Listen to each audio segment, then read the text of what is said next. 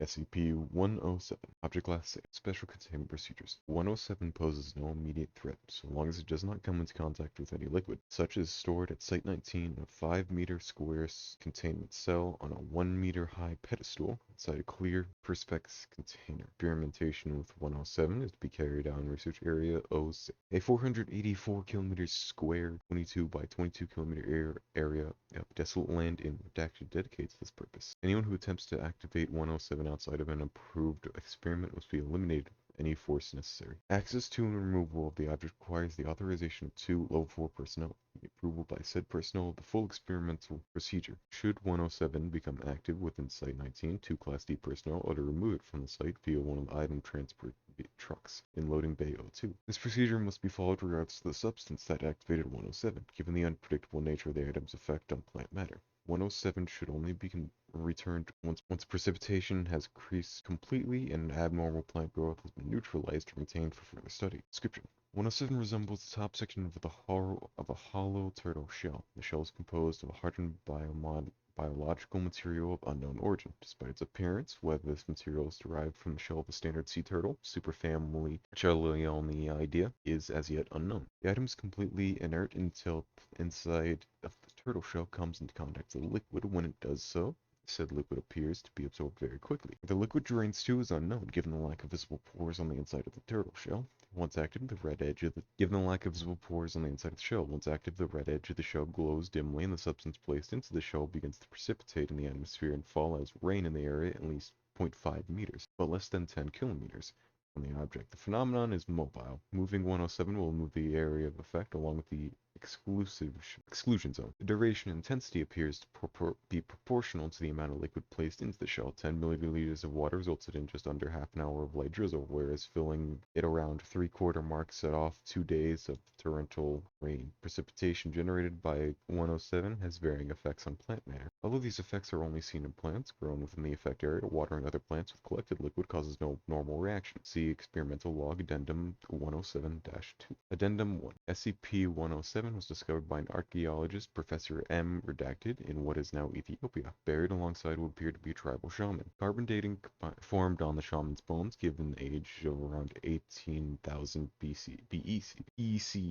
107 proved the resistance to all attempts to obtain the sample, and therefore no concrete origin date can be determined. The Foundation became involved after the intercepting reports of strange weather events at the dig, accompanied by unusual plant growth. Addendum 2. Below is a log of all the tests carried out with SCP-107.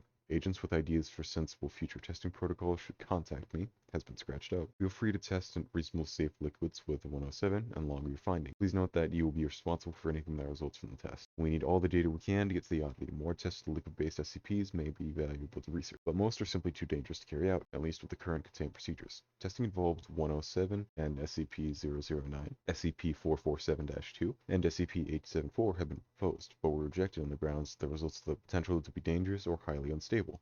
Dr. Quinn, redacted. Input: 10 milliliters standard tap water. Result: light rain fell over the test site for 27 minutes. Test of the water showed that it had no unusual properties, and for at least 2 weeks after the test, grass on the test site seemed to have grown at much increased rates, and the resulting plants were a richer green color than those unaffected by the rain. For the procedures, a sample of the rain was collected and used to water various other plants outside of the test site. Result: no effect was observed. Input: 55 milliliter standard tap water.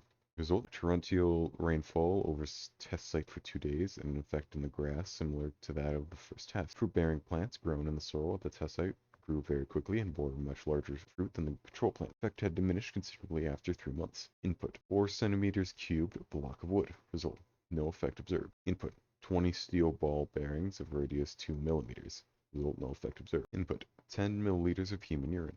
Result: urine rained on the site just for 27 minutes with moderate intensity. Grass on the test site began to die.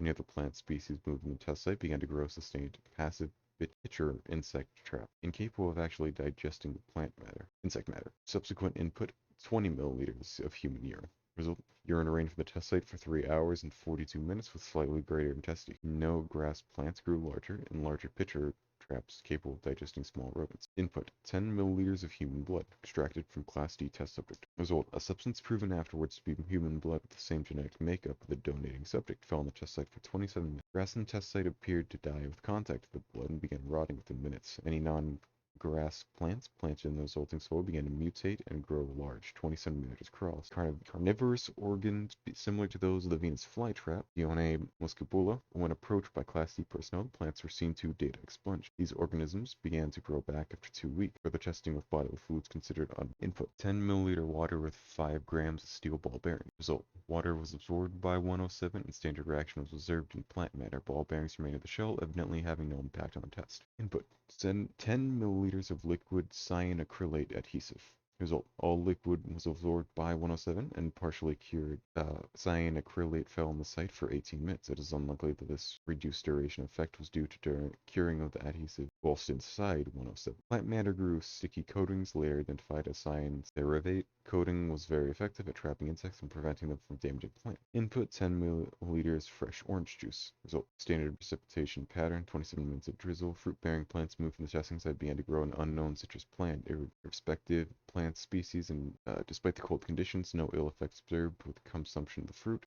Samples have been taken for further testing. Input: 2 milliliters human saliva, produced by Class D test subject. Result: substance later proven to be human saliva, fell on the test site for 8 minutes. No grass plants moved to the test site, grew from small 2.2-5 centimeters spherical sacs along stems of thin branches. When the plant was approached by a test subject, the sacs violently expelled the saliva-like liquid towards the subject. The subject reported no illness or injury.